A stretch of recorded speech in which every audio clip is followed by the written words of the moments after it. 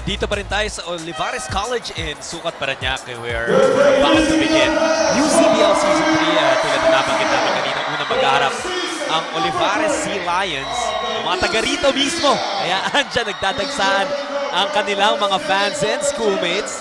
And they will be testing a very, very experienced team in the CEU Scorpions. Let's now meet the starters for our very first match in UCBL 2018. Let us now meet the starters first for the CEU Scorpions. At guard, number 3, Keanu Caballero. The other guard, number 2, Christian Nuri. At forward, number 9, Rich Kilitaran. The other forward, number 11, Tyrone Jen. And at center, number 10, Modo Diaz. Coaching the Scorpions is Derek Pomaren. Let us now meet the starters for the Olivares College Sea Lions. At guard number 8, Dwight Sagigit. At guard number 0, Lawrence Castillo. The other guard number 17, Joshua Almaheda. And forward number 12, Ben Begaso. And at center number 55, Yenny Eli. Coaching the Sea Lions is Mike Sagigit. This game will be officiated by Jeff Ablola, Jeff Calma, and Antonio Bagion.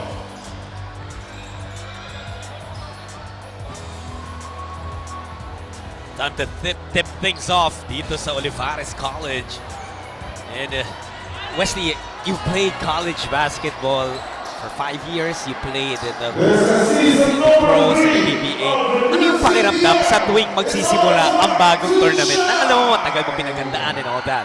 Very, very exciting, you know, John. Parang talagang it gives me goosebumps whenever, you know, I see opening because this is a start, you know, of something great for these young men. So I'm very, very excited for them, and of course, you know, I still get nervous pag every game, and I'm assuming medyo meron ding kabayan, and you know, talagang just playing in front of these, you know, wonderful crowd is, you know, something to be really happy about. Si Olivares very quickly executing sa kanilang opensa, pero mintis yung tira ni Sagigit, and a foul was whistled on Yanni. Nahampas niya ito si Dioff on that rebound play. At very first play, Wesley, halos hindi marinig yung pito ng ating referees because of how loud the support is dito sa loob ng Olivares Gym. I can't even hear you properly, John. And this is how exciting it is for these people to watch this college game.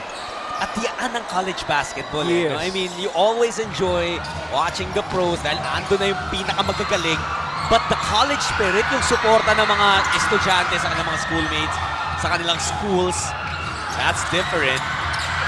Yanni scores the first 2 points of the 3rd season of the UCBL. That was a good pass by Almaheda, really setting up the big man. Itong si Yanni, walang nagawa itong depensa ni Dio.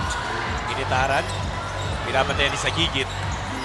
Swings it out, 8 seconds sa shot clock ng CEU.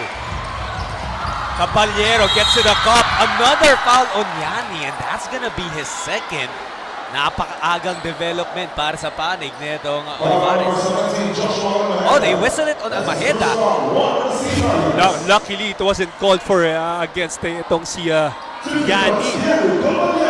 Because 2 fouls would be it would really change the game for Olivares pag merong foul na agad itong si Yanni. I think the primary center in their import here in this league. That's exactly correct. No? And Caballero evens up the count with those 2 free throws. Both teams is pressing each other. Kanina pinahirapan itong Olivares itong CEU. Now it's their turn to make it hard for this Olivares team to cross. Sagigit, nahanap na naman si Yanni and he gets fouled. Yanni seems to be a problem para sa CEU underneath very early in this game. Hey, he may be, you know, shorter than Dioff, the import of CEU, but looks like he's more athletic itong si Yanni. At kung sa katawanan lang, malapad ito si Eli. UCBL season 3, 2018 is supported by Maxell Power Tools.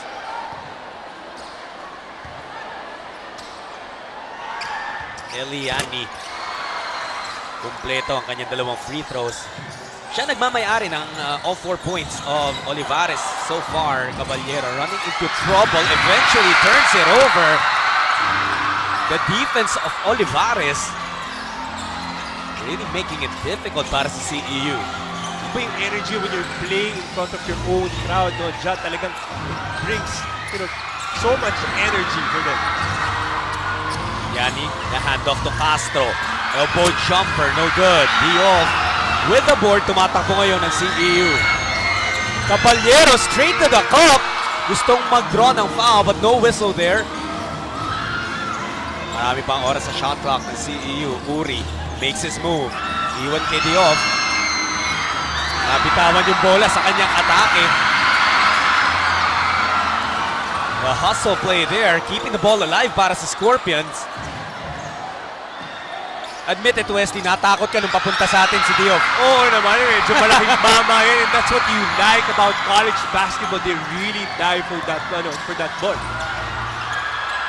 Two-pointer, pasok yan para kay Vegaso. Buhay na buhay ang fans dito sa loob ng Olivares Gym. Olivares fans and of course the CEU fans are here just to cheer their teams. Ginitaran, first attempt of the game para sa kanya. It's a miss. And you can see that yung opensa nitong CEU somewhat rattled at this point. Yeah, it's a bit jittery for the CEU Scorpions in this first quarter, but Christian Uri really took it to the hole. First 2 points for him. Ang ating score, 2-point lead for them. And that's gonna be a turnover. So ito, unti-unti na rin nagkakaroon ng groove ang CEU. How big is it para sa programa ng CEU Scorpions na magkaroon ng isang coach with the resume of Manong Derek Pumarin? Grabe, I mean, Coach Derek Pumarin's coach in every level of basketball here in the Philippines. As Ginitaran hits his first shot, Coach Derek, hindi lang nag-coach yan sa lahat ng levels ng basketball, naging champion pa yan. So I think the composure, the confidence that Coach Derek Pumarin brings to this CEU team is very, very good. But itong Olivares is also a pretty young team compared to what we already mentioned was a very experienced squad in CEU. Diof ran into the trouble na siya'y nagbaba ng bola and you see the frustration. I'm not sure kung ang problema ay walang lumapit na guardia or that Diof did not give up that basketball. UCBL 2018 season is supported by Jerry's Grill. Maraming salamat sa lahat ng tao and the parties that made this season possible. Reminding you that Season 3 of the UCBL will be shown on Show TV where you're watching it right now. Diof is fouled there. And it's gonna be on Eliani. So he eventually picks up his second foul. You see the dribbling ability of Diof, even if it is, very tall. I think it's about 6'10", 6'11". He can put the ball on the floor. He's very lanky. He's not probably as strong as Eliani, but you see the potential in this young man. The only problem there is he put the ball on the floor. Pero pati siya, he ended up on the floor. Yeah, he ended up on the floor kasi medyo napatid siya doon sa paa ni Eliani. That's why Eliani was called for his second foul. There's the risk of Coach Mike Sagigit, no? Iniwan niya yung kanyang big man sa sahig. And that's gonna be the third foul on Eliani. And that is such a huge development para sa panig ng Olivares. Not a good development for Olivares Sea Lions because Eliani's been playing well. He scored 4 points out of the 6 points of Olivares, but he has third personal foul in this first quarter. Well, that was the risk na tinakbo nito ni Coach Mike of Olivares. Left Eliani on the floor kahit na may 2 personal fouls. And on the very next play, he committed his third. But Lalata, I'm sure he's going to be up for the task against Diof. UCBL 2018 season is supported by Tough Mama. Ito na naman yung full court press ng CEU. Makakalusot sa gigit at sa kanyang paghabol or sa paghabol ni Kinitaran sa likod. Ang matatawagan naman ng foul ay yun nasa harap na si Christian Uri. Second team foul for CEU. Even if CEU is a much taller team compared to the Olivares Sea Lions, they want to speed up that game by pressing it. Maheda, pasok sa kanyang tira.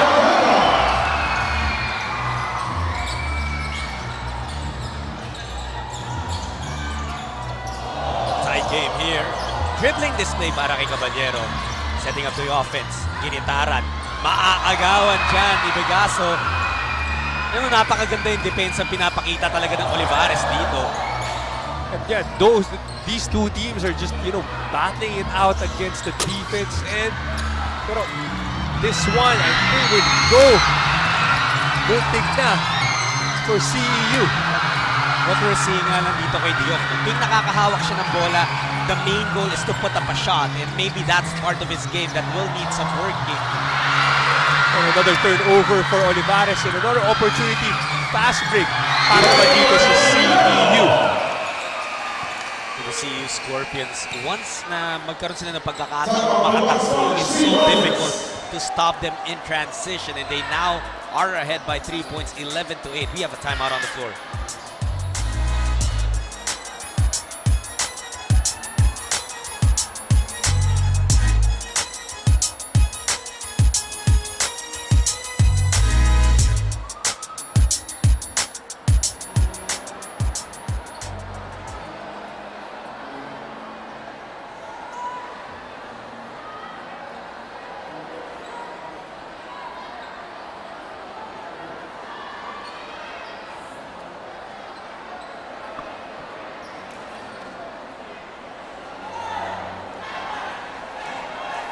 At nagbabalik po tayo dito sa UCBL Season 3 at naggusto lang nostalgia for both teams. Ito nga game nila ngayon dahil kung matatandaan yung UCBL Season 1 ay sila ding dalawa ang naglaban kung saan nanalo ang CEU Scorpions. And for Coach Mike, they are facing the Giant today dahil para sa kanya, CEU pa rin ang nagiging pamantayan ng lahat ng teams dito sa UCBL na isang magaling na team. At ready pa rin silang maipanalo ang game nila ngayon dahil kung ikumpara ang team nila for the past 2 seasons, mas mararamdaman ang kanilang teamwork at pagiging pamilya ngayon. Back to you, Justin and Wesley. Maraming salamat, Miss Nikki Viola. Welcome to the ESPN 5 broadcast panel. Siya naman nag-welcome sa atin sa UCBL dahil mula Season 1. Mula Season 1, si Nikki Viola na ating courtside reporter. So tayo yung baguhan dito, Oo. Justin. So nagpanggap lang ako na bine-welcome natin Nag-welcome, siya. Pero talagang siya talaga yung nag-welcome sa atin. Well, tama yung sinabi niya, what we mentioned earlier. If you're the champions of the first season tapos second season runners-up naman kayo, you really will be a standard talking about itong CEU Scorpions. Teams will look to build para matalo ka. Exactly. I'm sure these guys have targets on their backs kasi talagang sila nga nagiging sukatan when it comes to the standards of excellence for this UCBL league. O anytime you become a champion of any league, malamang at malamang tataas ang respeto sa'yo ng lahat ng mga kalaban mo doon sa ligang yun. And for you as a team, CEU naman, you would want to continually be a part of that winning tradition as Orlan Wamar hits his first 2 points of the game. Now that's the weapon ni Coach Derek Pumaren, yung Orlan Wamar off the bench, even in the PBA D-League. Napaka-importanting weapon niya na kaya niyang bunutin at any point of the game. Orlan Wamar talagang pag score to, halos tuloy-tuloy. And you cannot give confidence to this guy kasi maski isa sa mga pinakamaliit na mama dito sa loob ng court, napakalaki ng puso nito. O para naman sa Olivares, pumasok na si Chris Lalata. We'll hope to fill that void sa center position, dahil nga may 3 foul na si Eliani. 10 seconds on the shot clock para sa Olivares. Orchestrating their attack, Almaheda. Sticking with that basketball. Lalata with that sidestep. The buzzer sounded, pero ang sabi ng ating referee, meron munang foul before shot clock expired. So 2 free throw ang ititira ni Lalata. a good spacing by Olivares at that time. Almejeda just pulling out that ball, giving space for his team to operate, and a good pass to Lalata, and Lalata taking advantage of his speed. Meron pang sidestep at ngayon making his first free throw. 13-9 is our score. 3:42 remaining in the first quarter. Ito po ang unang-unang laro ng UCBL Season 3. Naku, nagbanggaan doon si Uminosi at si Jan Formento. And that's why a traveling violation is called on Formento. Oh, nagkatulakan yung dalawang magkakampi. Kung isa doon yung kalaban, it would have been a foul called against Olivares. Jumper, no good. Lalata getting the offensive board. It's a quality minutes, no? In what has been a minute or two para sa kanya on the floor. Castro, hinahanap na naman yung kanyang kakampi, Lalata. He's trapped. Chris, 2 seconds sa shot clock ng Olivares. And that will not count. That's gonna be a 24-second shot clock violation. Ang ganda pa naman sana nung tip in ni De Leon. A good tip in, but nakulangan din sila ng oras. So you have to give credit to the defense of CEU, just staying in front of their men. Meron pa mga substitutions for both teams. Pegaso upo muna. 13-9 ang ating score at this point. Almost another turnover para sa CEU. That's what they're struggling with dito sa first quarter. There it is. Another error. Pagkakataon na naman para sa Olivares. Almejeda has it. He has been a strong source of points. Lalata din. Bumukas ang lane. Good setup by Almejeda.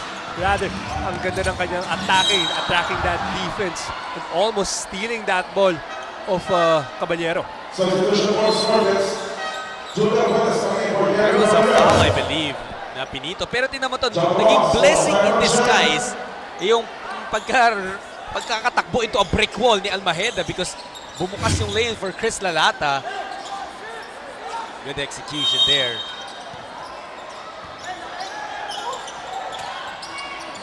Wamar was left open on the corner. Orlan Wamar!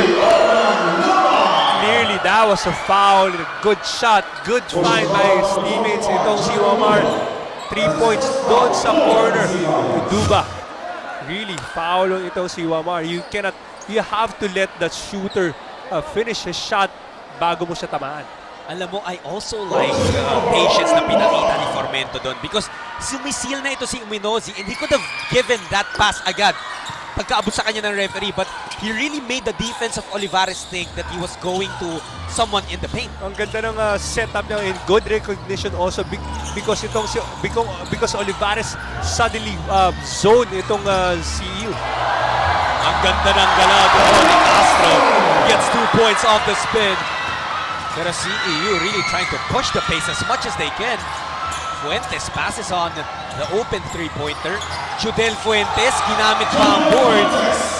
Judel Fuentes here in the PBA D-League is a volume, scorer for the CEU squad. The problema dun is he got tempted to go for the basketball. Natawagan siya ng foul. That's gonna be penalty situation, I believe, for CEU. Right now, tatawag muna ng timeout si Coach Derek Pomarin. Olivares College getting 2 points off of this nifty move mula kay Castro. The spin, the bucket. 19-15 ang ating score.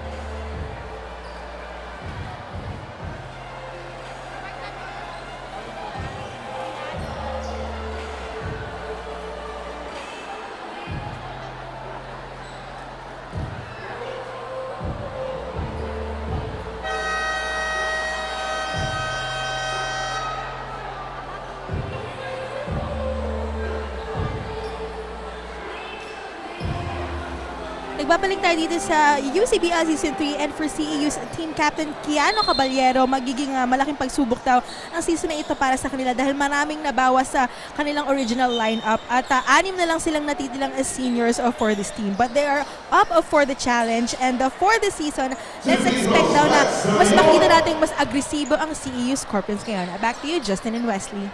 Thank you, Nikki. Kanina, ang score pala was 19-30 before we cut to the break. But now, with the free throw of De Leon, umangat na to 14. And able to trim it down to a 4-point game, though. UCBL 2018 season is supported by Cafe France. I think both teams are in the penalty. Well, they've been very aggressive on defense, no? Very, Yung mga pressing. very aggressive, yeah. And also, kanina syempre may there were a couple of useless fouls.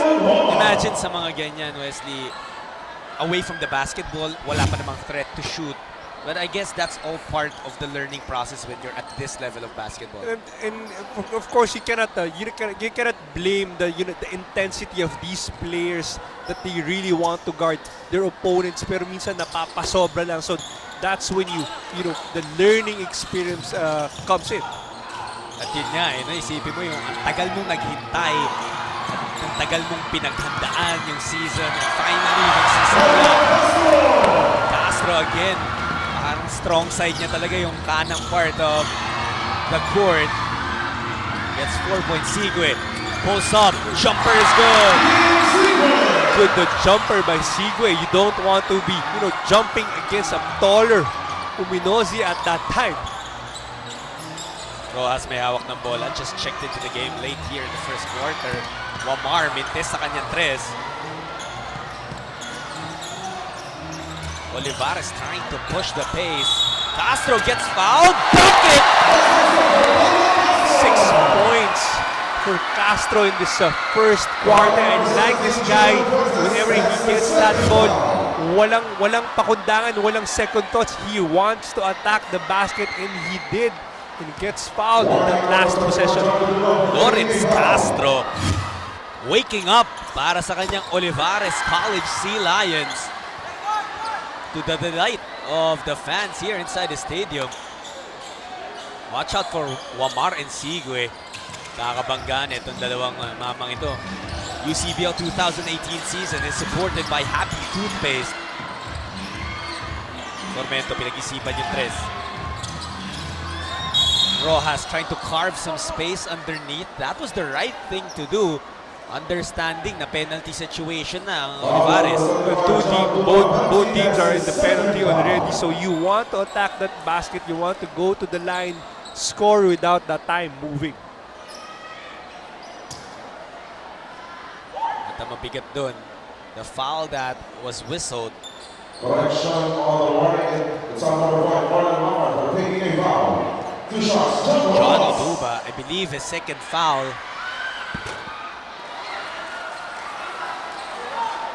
So that's another big, ng Olivares na may problema with fouls. Together with the Yanni Eli.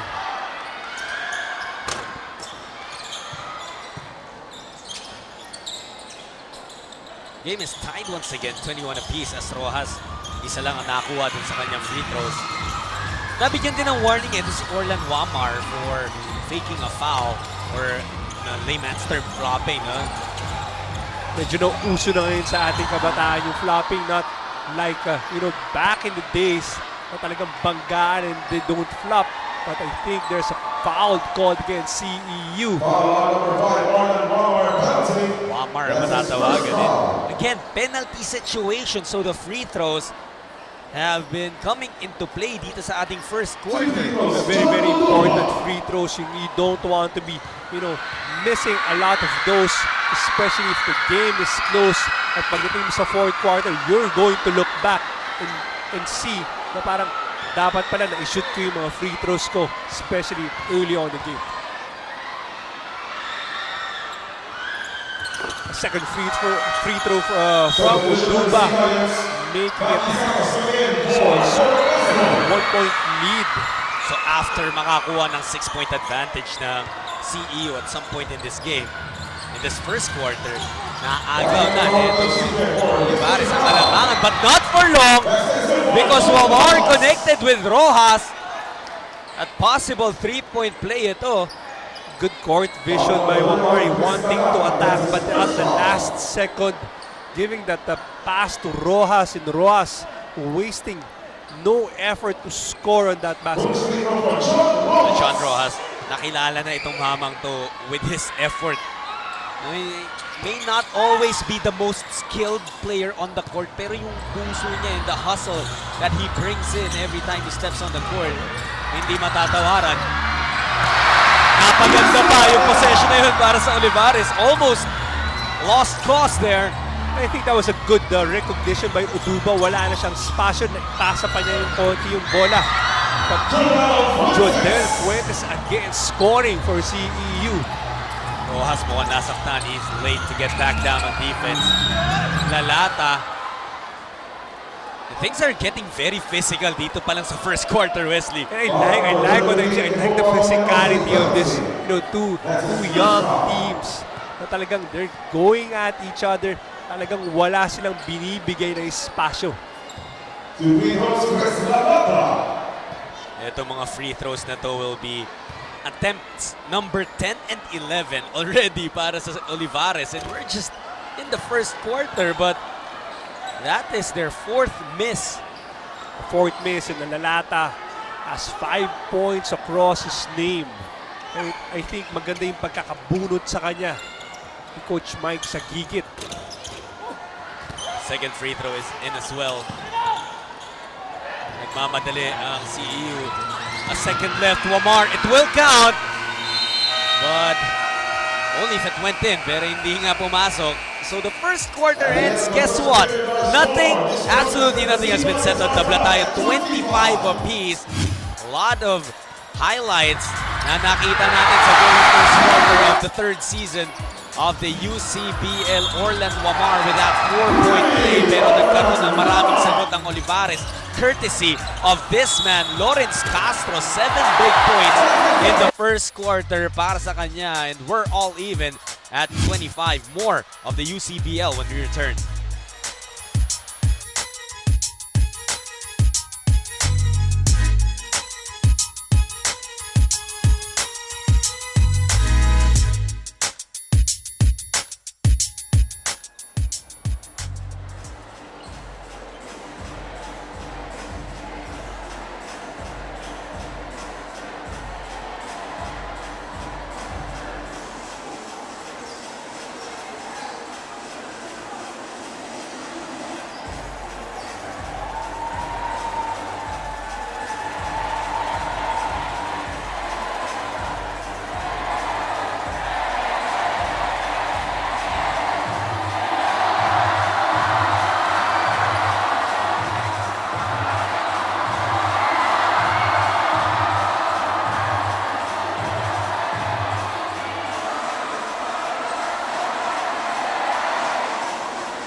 It's always fun, no, kapag sa home court nyo ginaganap ang laro. And lalo na kapag yung team nyo mismo is playing. Olivares doing a good job right now, keeping in step with last season's runner-ups in CEU.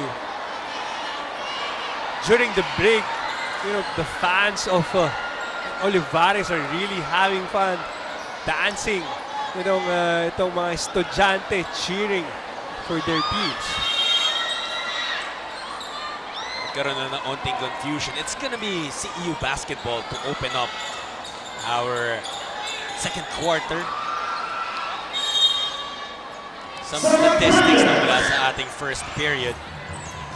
52% shooting para sa Olivares College. Only 44 para sa CEU, but that's gonna be an offensive foul. So turnovers really hurting itong CEU.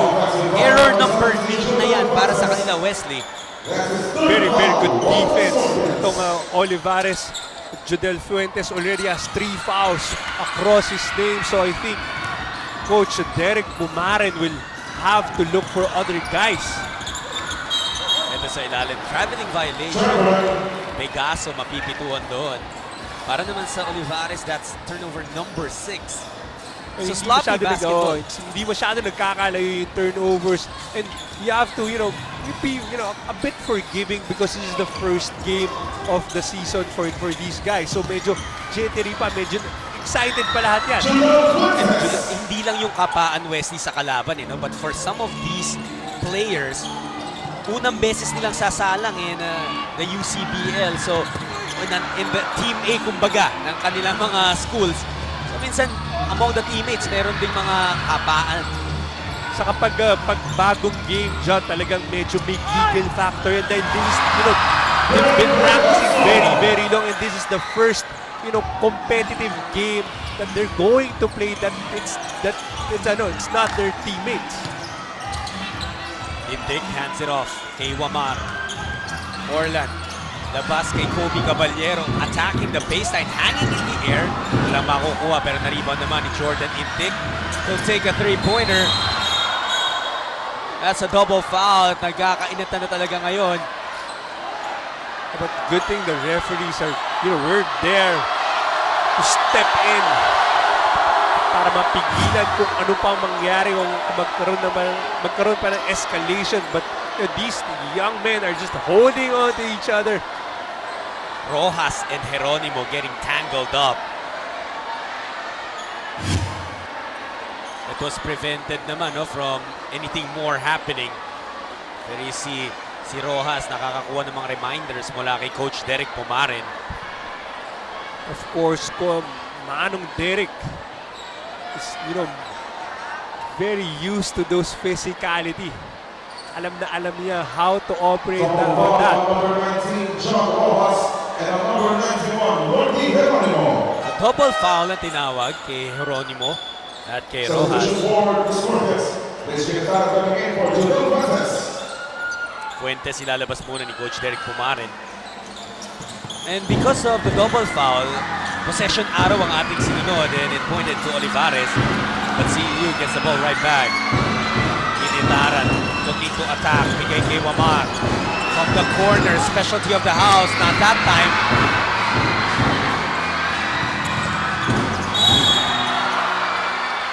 And quick to attack itong Olivares College. Getting rewarded. I think if Olivares continues to play this way, it will be to their advantage. They're a smaller team. You don't want CEU to set up their defense and attack, the defense in the half court. So, I think this is really going to be an advantage for them. UCBL 2018 season is supported by Cafe France. Sino nagdidictate ng pace at this point of the game, Wesley? So far, for me, I think it's Olivares that's dictating the tempo of the game, and it's going towards to how they like the game to be played. Ito si Caballero, pinapahirapan ni Almaheda. Rojas, the handoff to Ginitaran. Rich making his move. Out to Intik, straight away, three. Intik, that's a miss. Tapek, nakuha ni Wamar ang bola. Wamar with a lethal crossover. Sabay iwan kay Rojas. Those two, kanina pa, connecting with each other and making things happen para sa Scorpions. Good attack, good read by Orlan Wamar. He was supposed to use that pick, pero yung depensa niya brought him to one side. He took that other side, attacked it very well in a drop pass to Rojas, pero mintes ang unang free throw ni Rojas. Itong dalawang koponan, hindi nagkakalayo. The biggest advantage that we saw in this game was just 6 points. It was enjoyed earlier by CEU, pero nga nung humabol ang Olivares, hindi na ulit nakalayo ang Scorpions.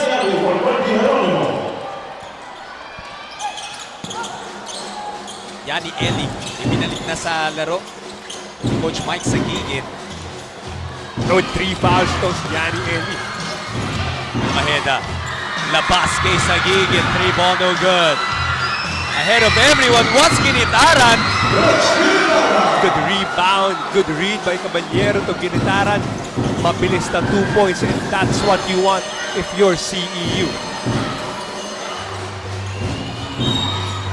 Foul at Another one whistled on CEU. This is gonna be the 4th foul for CEU. That's really something that they have to try and take care of as we take a look at this transition attack mula kay Ginitaran. 6 fast break points already para dito sa CEU. 14 seconds. Rich Ginitaran responsible for 5 of CEU's points. At para din sa 2-point lead that they're currently enjoying.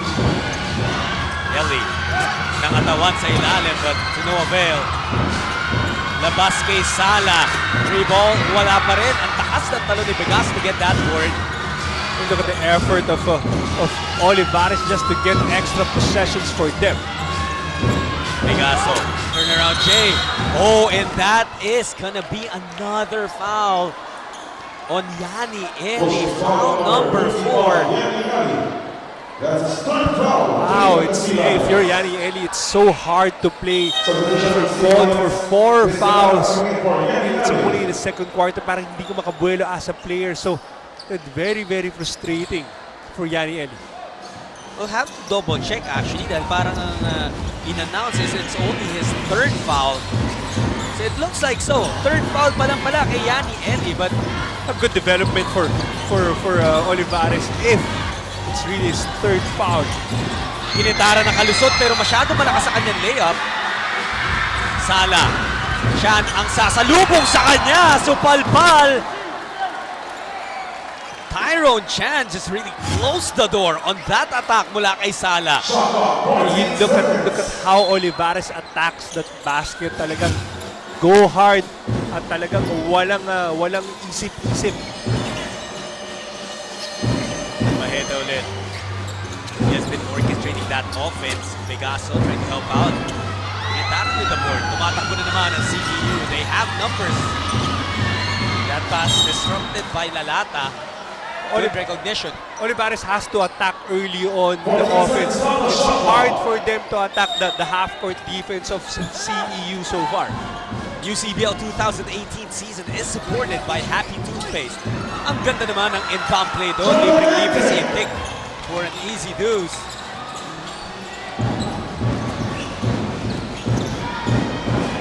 Almaheda, I don't think he has rested in this game yet.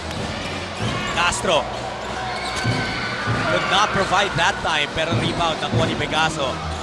They get it back to Lawrence. Humingi ng tulong kay Almaheda, was open. Lalata goes to the cup. Bucket and the bonus. Good find by Almaheda. Akala mo he's very free on that 3-point area. Fake that 3-point shot. Gave that pass to Lalata. And Lalata, you see, the elevation, the athleticism of this young man. Muntik na niyang idakdak yun. Medyo tricky pa nga yung nangyari kay Lalata because he laid it in tapos nakapitan niya yung net. Good thing the referees did not rule it offensive interference. Pero I think the ball was released already. That's why hindi siya natawagan for that. Nonetheless, baba sa isa naman ng CEU. Chan, I don't think he realized that he was open for a jumper. Here's Chan, umangat. May pa-suspense pa yung kanyang tira before that ball fell in. Caballero almost getting that steal. Naubusan lang ng espasyo doon. 22 seconds on the shot clock. Castro, papahirapan ni Ginitaran. Vegaso misses, tried to challenge Chan. Ginitaran niya yung nagmamadali. Sala nakaharang sa kanya. He has missed a couple of 3-pointers, decides against that one. Sports play sa gilid. Chan, bibitaw mula sa labas. That's a miss. Caballero losing that ball to Castro. Ito naman ang atake si Lalata. Hang, bang, bucket. Chris Lalata coming alive dito sa ating second period. Lalata already with 11 points across his name, and I like this guy. He's just, fearless, just attacking that basket. I'm curious though, bakit di na natin ulit nakita si Diouf? No, he could be a guy who would match up well dito kay Chris Lalata.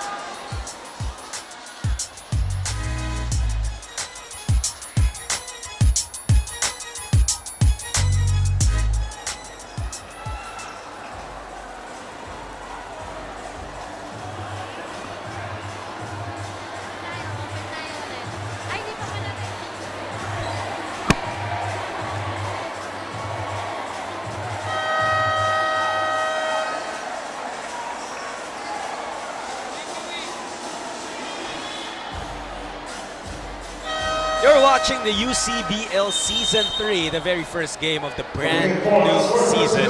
Dito po sa Action TV, hatid namin sa inyo. Jot Sulit, Wesley Gonzalez, and completing our broadcast group is Nikki Viola, manning the sidelines. Keanu Caballero of the CEU Scorpions. They're hoping na makabalik ulit sa finals ngayon and maybe take their second title in 3 seasons of the UCBL.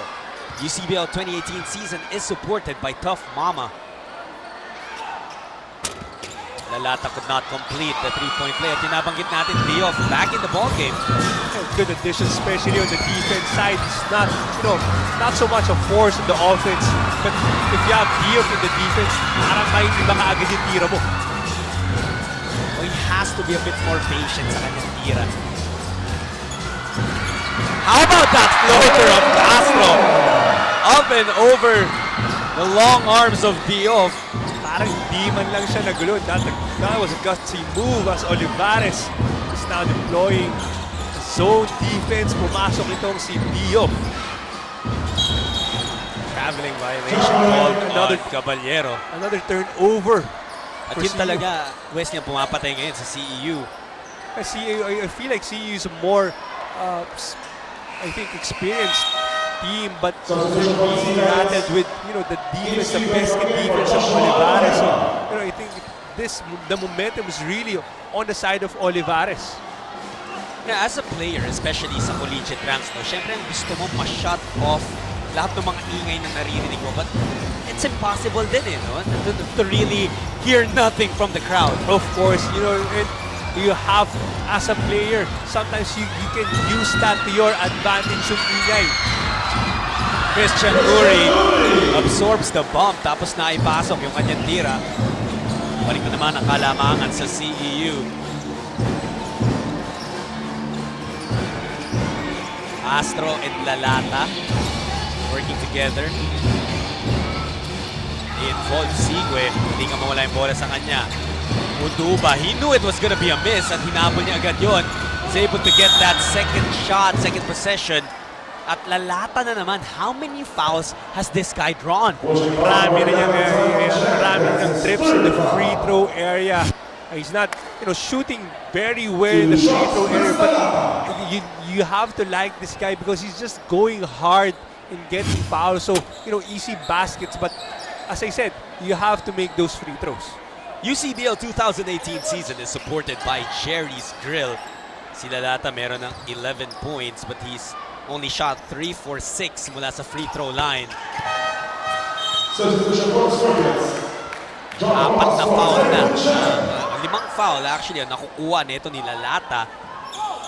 That has brought trouble sa panig na CEU. Again, that zone defense na ginagamit nitong Olivares College. They 1-3-1 and then they drop down. They adjust that zone defense, giving different looks, but it doesn't give any problem para kay Rich Ginitaran. That's a problem when you deploy a zone defense. Medyo may iwanan talaga yung shooters mo. As Ginitaran shot that 3-pointer, another fast break para naman dito sa CEU. That was a 5-point swing for CEU. Lamang na po sila ng 5. That was much better, Wesley, mula kay Dioff. Once he got that basketball, looked up, pinasa. Oh, he looked ahead, looked for teammates who can finish to the rim. Drop pass doon. Unable to convert was Olivares. And CEU threatening to go on a run. 5 straight points na ang kanilang na-score dito. Almost a turnover, na-recover ni Caballero, the pull-up jumper. Bagsak si Keanu and Olivares once again trying to run pero masyadong malakas yung pasa ni Lalata. Medyo na-excite ng konti but good intention by Lalata. Napalakas lang yung pasa niya para kay Castro. But every time they get that rebound, they want to run. They want to, get a fast break off that rebound. CEU on offense right now. Dioff humihingi ng bola. Pasa kay Ginitaran. Again, a 3-pointer. Another conversion para kay Rich Ginitaran. And suddenly, It's an 8-point lead for CEU. We were just tied at 36. 8-0 run yan na pinakawalan ng CEU. Ang bilis, and it was a good recognition by Ginitaran. Ginitaran, you know, he's one of the best shooters for the CEU squad. Meron ng 2 3-pointer as we head into the break. Ang ating score, 44-36 lamang po ang CEU.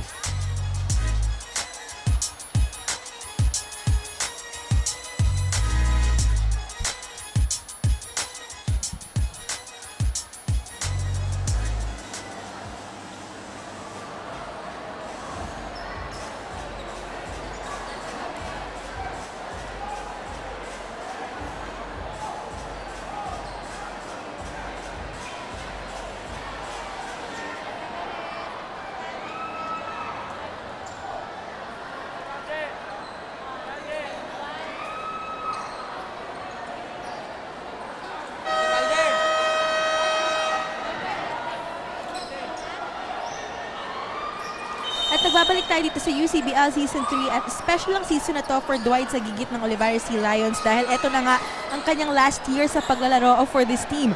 Masasabi niya na nag-mature siya hindi lang as an individual player but as a team player all throughout his playing years.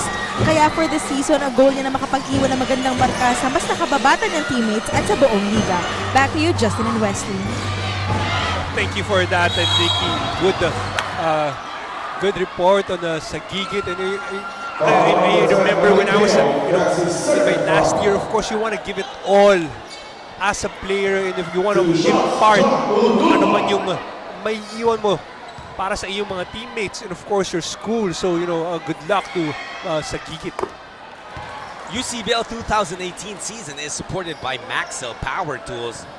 And you also really like yung mga makikita mo mga ganyang kwento ng mga players is really trying to give back to their schools.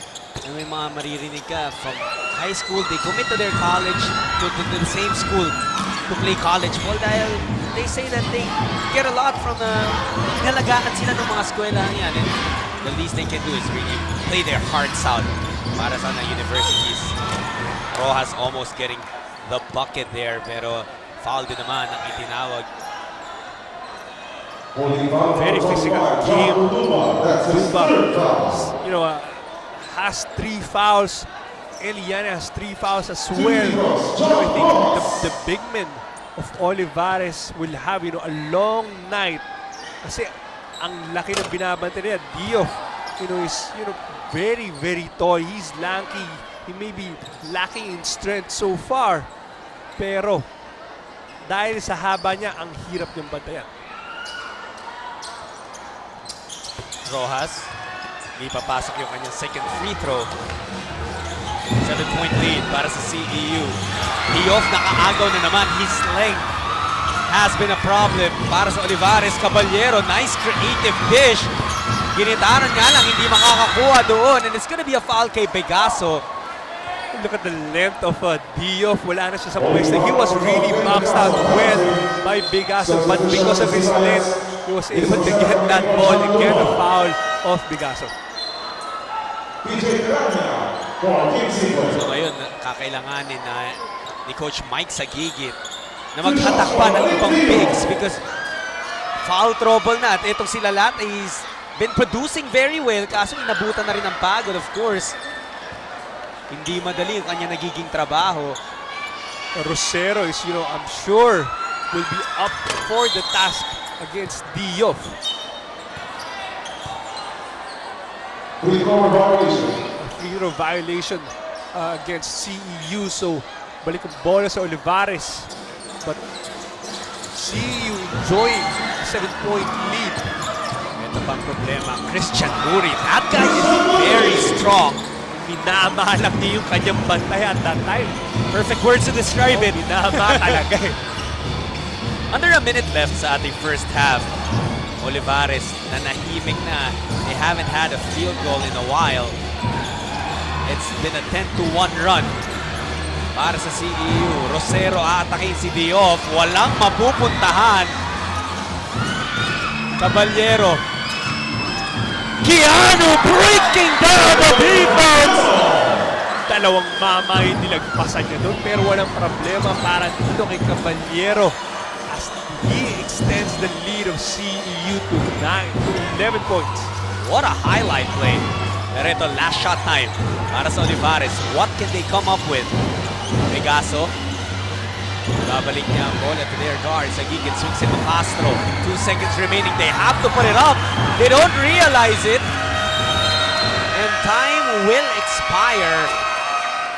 That was a 12-1 run mula sa CEU to close out the second period. 12-1 run. Ang ganda na naging panapos itong CEU at the first part of this game.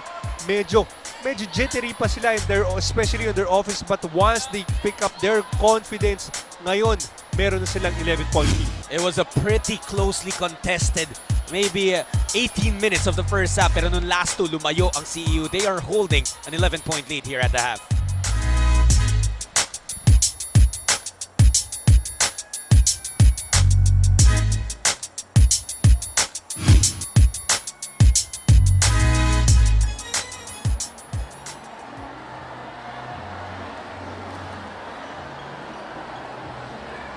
Points.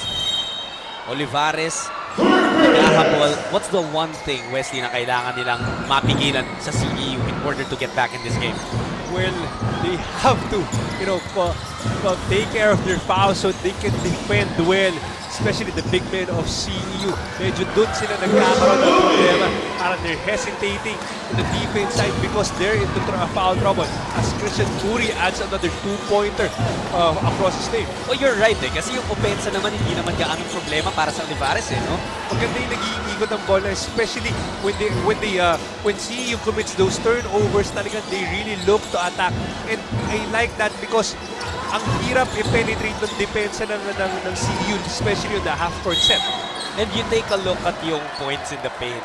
Nung first half, tabla tayo 20 apiece. But yung sa 20 points ng CEU, a lot of those is because meron sila mga fast break layups. Yes, yung yes. yung 20 inside points naman ng Olivares because of good execution. Yes, because they're a way taller team than Olivares, and they're really distributing the ball well. We had that instance when itong si Wamar found itong si Rojas for that 2-pointer. Yun is setting up the players. While ito nga, as you said, Olivares is scoring those 2-pointers during the fast break. Itong si Eliani, once again, coming to life para sa Olivares. The thing is, he has to avoid picking up a fourth foul. Yan naman ang goal na makuha ni Diof, and he's there. Yung tangkad talaga niya, 6'11". Grabe yung haba ng kamay niya. He's really using it very well against Eliani, who has 3 personal fouls. Diof hailing out of Senegal. That's gonna be an offensive foul na ipipito kay Sagigit. At natuwa doon si Caballero. Got in the head of the guy he was guarding. Nautakan niya eh. Naghihingi naman si Sagigit ng flop, but walang pita dyan. Almaheda and Caballero nagkukulitan bago pa magka-inbound. So yun ang mga paalala ng referees.